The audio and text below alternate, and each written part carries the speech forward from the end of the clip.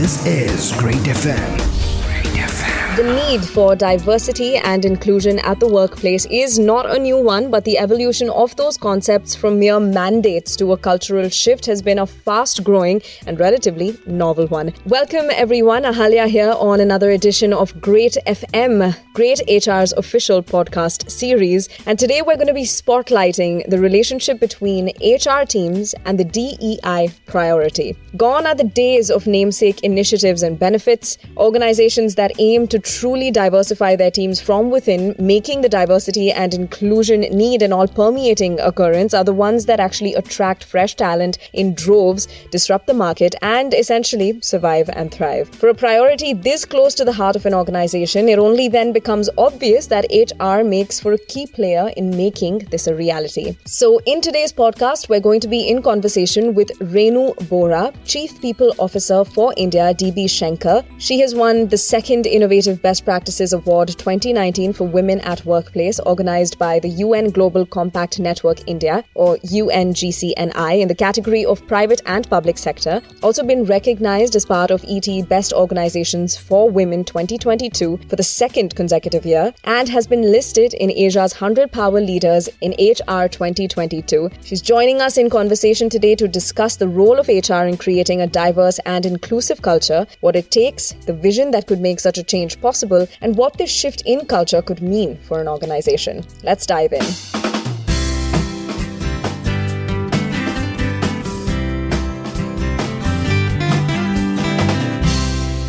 Hi Renu, welcome. Thank you, Alia, for inviting me. It's a pleasure to be here. Wonderful. So let's dive in, Renu. The first question that I'd actually like to touch upon, according to a recent PwC survey on breaking down the barriers to diversity, more than 80% of millennials believe that an employer's policy on diversity, equality, and inclusion actually plays an important role when they're deciding whether to work for them. This obviously points to a need for relevant employer branding. So does employer branding need to be a key priority for HR teams in the context of DE&I? I think it's a very good question. And the straight answer is yes. But obviously, how do we ensure that this is a priority and it is, it flows down from the recruiter to the hiring manager, to the HR, and to onboarding. So yes, your employer brand already exists. You may acknowledge it or you may not. It is there. The question is it in line with your aspired EVP? So it's important for organization to consciously work on the EVP, the employer value proposition, and communicate it to all employees internally and to the recruiters and to the hiring managers to ensure that it becomes a priority for HR. And we ensure that the employer brand speaks through. One of the big ways is to also getting certifications from relevant agencies like, say, Great Place to Work or Top Employer. This adds value, not because of the certification, but because it sets a benchmark and people can relate to it. At the same time, I think the important writer here is that you cannot fake it. As new candidates have access to Glassdoor and to Indeed, and similar channels. So, employer branding is a means to reinvent your talent acquisition for the better. And it is a priority for HR and for recruiting folks. Yeah, absolutely. You're listening to greytFM. When researching the need for this culture shift almost that we've been witnessing over the past couple of years, I came across a Forbes article speaking about the ways to make an organization more diverse, right? And there it cites a very interesting difference between a culture add and a culture fit, because it says that the former is more valuable in today's time because it actually adds new dimension to the organization and to your team, rather than the second, which is the culture fit, which would, just celebrate one's ability to fit in and conform.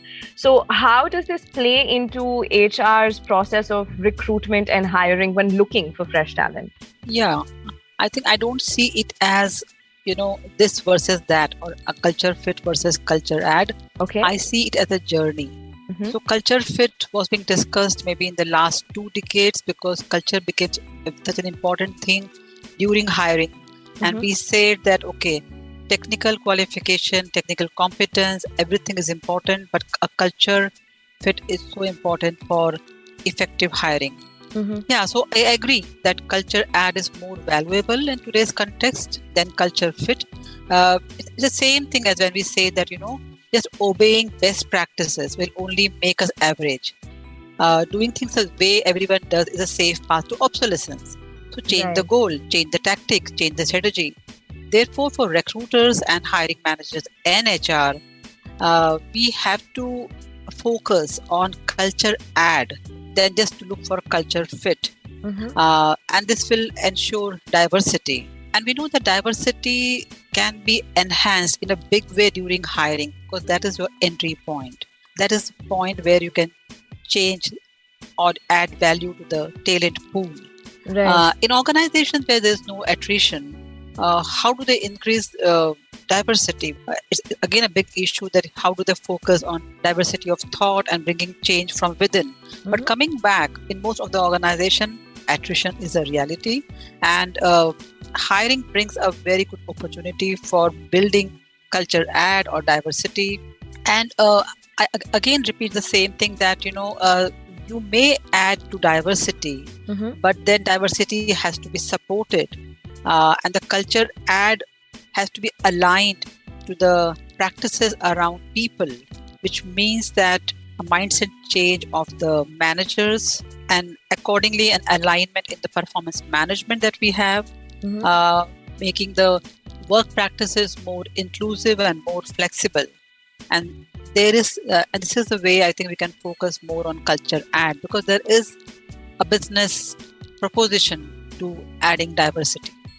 Thank you. Okay. All right. I also love that idea that recruitment and hiring is the entry point, which is why it can be enhanced to actually address the DEI priority. That's awesome. This is Great FM. As a takeaway from that aspect, are there any specific initiatives in your experience that one can add to make that process more tuned to DE and I, but also in a non-token way, not just as this is a mandate, so we're doing it. In your experience, maybe the top 3 hygiene processes that people need to have in their hiring and recruitment processes. Thanks, Ahalya. I think you have, hit the nail by saying that how do we make DEI more in a non-token way? Because at times it becomes it becomes tokenism. So top 3 things I would say first is that you attract diversity. Okay. At times, HR team is just running around as a mandate number to increase diversity, and they think that the onus is on their shoulders. But rather, we can turn it around. We can say, let's attract diversity, which means go for a wide search, bring candidates with diverse background, change your job description, which can be very narrowed down to say in number of years of experience. I have seen job descriptions saying that we are looking for 8 to 10 years experience. Why are you cutting down on 10? Why are you not thinking of age diversity? So make it broad. And why you are making it say 15 years experience? Maybe somebody with 8 years, some woman candidate who has taken a break but had done a real good, valuable experience, and then moved back to family or taken a break and so on. So don't make your job description experiences very narrowed down. Don't highlight that, only from top institutes. Again, that becomes a roadblock to diversity. And job description should focus more on competencies. They should also be attracting a diverse candidate in terms of, if you use the word aggressive, at times it is quite a masculine term. Right.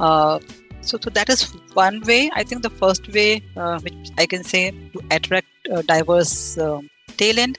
Second one is that work backward, in the sense that you work on downstream and upstream activities to assimilate diversity, which means as an organization, you can sign up with, there are firms, there are agencies which have which work with differently abled people. They have a very good pool with them, and you can tap those talent. They are sitting with them.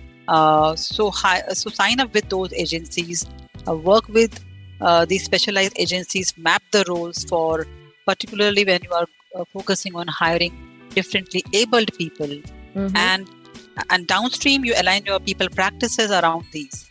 including your R&R practices. And third could be, build a pipeline. So you may not be able to hire people with higher experience. You may not be able to get diverse candidate on that. Right. But then for freshers, I think sky is the limit. So build pipeline, bring more diversity there. Offer internship to diverse candidates. Let them experience your organization. Right. So, and internships are at times quite, they are not taxing to the organization. Mm-hmm. At the same time, they can open your organization to diverse workforce. So your managers for 2 or 3 months of internship can also experience people with diversity. The other day, I was talking to a manager who said he has never worked with any homosexual team member. And then he had all vague ideas around homosexuality. But when his manager was a homosexual, a declared homosexual, he found that he was as, equal. And then all those, ideas that because we at times we latch on identity as if, homosexuality is the only identity of that person. So he is plus that and so many things which can be common between him and me for that matter. So I would say building a talent pipeline by hiring interns, from diverse background is a key to bring more diversity in a non-token way. That is fantastic. So just to sum it up for our listeners, you say to start actually with making sure that you are attracting diverse talent, then to also work with specific agencies that can ensure that talent. And then the third one is to open the doors to internships so that people can actually experience firsthand the diversity at your organization. Exactly. You're listening to Great FM. And, you touched upon this earlier in the conversation, Renu, which is the idea of sustainability when it comes to diversity in the workplace. So once you've, ticked all of the boxes, it always comes to how long is this going to stay, right? And interestingly, so a Gartner article on sustainable diversity in the workplace cites that only 1/3 of employees agree that they have the ability to influence inclusion at their organization. And I think that points to the idea that once you get your foot in the door, it's not always necessary that you will have the same influence, right, going forward. So how do you think HR teams have to work towards making DEI more sustainable? And is it, within their responsibility to do so? So I would say that no, it is not their sole responsibility, but yes, they play a very important role in ensuring that DEI is sustainable in the organization through building those practices around the organization. So at the time, I keep on hearing that diversity is so easy in India because we are a multi-regional, multilingual community with various religions that we have. We have got various belief systems, socioeconomic groups are there. So diversity is so easy in India. But my question is that who are the decision makers in the organization who make decisions on hiring? They are from very select group for reasons of, maybe they got opportunity earlier because they were from economically better environment. So I think the first and foremost step to ensure sustainability in DEI would be how do we build diversity in decision makers? Okay. Because decision makers suddenly would say today there's a mandate and they may focus on low-hanging fruit and tomorrow they will just focus on business and business goals. And they may forget about DEI. So it's important that the decision makers themselves are diverse. And if you don't have decision makers who have diversity, because you may have a leadership team which is very homogeneous, then you include diversity in decision making. So suppose you go for panels of interview. Right. So where you are hiring for critical position, make a interview panel where you have people from diverse group being represented. So this is one way to sustain it. The other would be like, monitoring DEI. And that is a safe thing that HR can do. Okay. That how do we keep on? So we have your DEI goals, but then you have to monitor them through surveys, through capturing voice of internal customers, through informal and formal dipsticks, and using channels like Glassdoor, and ensuring that you present this data to your senior management team, to ensure that the discussion of DEI is never, lost out or ignored. Yeah, absolutely. That again makes perfect sense. And again, you touched upon this previously in the conversation, which is the idea of leadership helming the DE&I shift, right? In some sense. So how can HR create or contribute to creating an environment that holds top management responsible and accountable for the D&I priority, Renu? So there are various ways, Ahalia, but I think let me talk about 3 ways which is coming to my mind immediately. Yeah. One is to ensure that there is a feedback mechanism. Okay. And feedback mechanism may not be just only a Gallup survey or the employee survey that you do, may not be only the Great Place to Work survey to name Great Place to Work, but then you have to have a mix of it. You may have to also include the element of 360-degree feedback for top management. You need to have anonymous feedback surveys as well as direct feedback between peers and their managers. I think we need to institutionalize a practice of managers getting the feedback from their peers. And this is one way to ensure that there is more accountability from management. Second thing is about setting goals and measuring success. It may appear to be very simple, but I think unless it is your goal, you will lose focus on that. Right. And the critical thing is to set goals that are meaningful, measurable, goals which matter, and tying DEI goals into other business goals. Okay. And third would be, as simple as choosing an accountability partner. And this can be an external agency, or it can be your internal buddies or mentors in the organization. So every senior manager can be tied to an accountability partner to ensure that there is a journey and it is tracked, and then there is an evolution. Okay, wonderful. I love that. It seems like a very innovative solution, actually. An accountability partner, we usually hear about that just in our personal lives. We're trying to lose weight or something. But the fact that it can be used at this level for a priority this serious is awesome.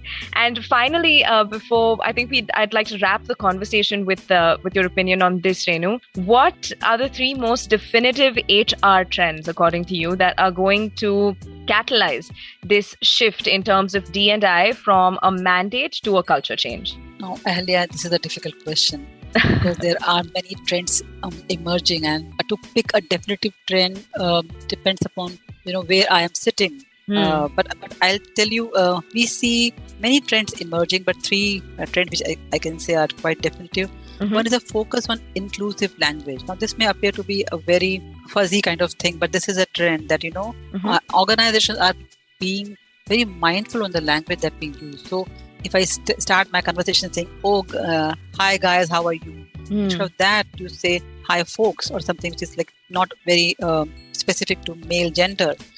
Using term like chairperson in place of chairman. So inclusive language is very important. That is a trend, and that is happening not only in the way we are communicating, but the way we are writing, the way we are addressing people, the way we are hiring some manager. Are we just saying, I want him to be aggressive, I want him to bring results? Why this him? So are we, priming people by just, building a persona around, or for that matter, HR? Look at the HR team these days. They are so, we only tend to hire more women there. And I think we have to also look into diversity in HR itself. Second one will be the trend that we are seeing. There are many unique programs coming in the organizations, for returning mothers, to ensuring paternity leave is given to men, and making people practices for all genders. So it is not only women being focused as if women are the one who are supposed to take care of their families, but making men as equal partners. That is the second trend that I am seeing. And third one is hybrid working. Now you may say that hybrid working, is it a new trend? It came from the lockdown of pandemic.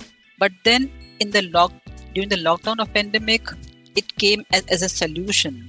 But now it has to be, it's high time that we institutionalize it, because hybrid working is one of the acknowledgement of diversity of workforce. People have diverse needs. They have to balance their work life. And I'm seeing a huge, pushback. People are just asking people to come back to work as if there was no learning around work from home. Right. work from home became a bit taxing, but it can be facilitated and regulated. But yes, I still believe that it may not be a solution for all workforce, but if it is a solution for even 50% of the workforce, I think we should go ahead with it, because it will help in diversity, ensuring the diversity is more sustainable in the organization. Okay, all right. So inclusive language, focus on the hybrid model and how it can actually facilitate diversity. Those sound like very, very valid solutions. Thank you so much for joining us today, Renu, and sharing your insights, your very valuable insights with us. I think we've all taken away something new from this conversation, and that means it was a good conversation. Thank you, Alia. I think it was a pleasure speaking to you. And yes, the questions were quite insightful, and they also help you to do some kind of reflection whether your organization is following these and what new ideas can germinate now. Thank you very much. It's a pleasure speaking to you. This is greytFM. greytFM.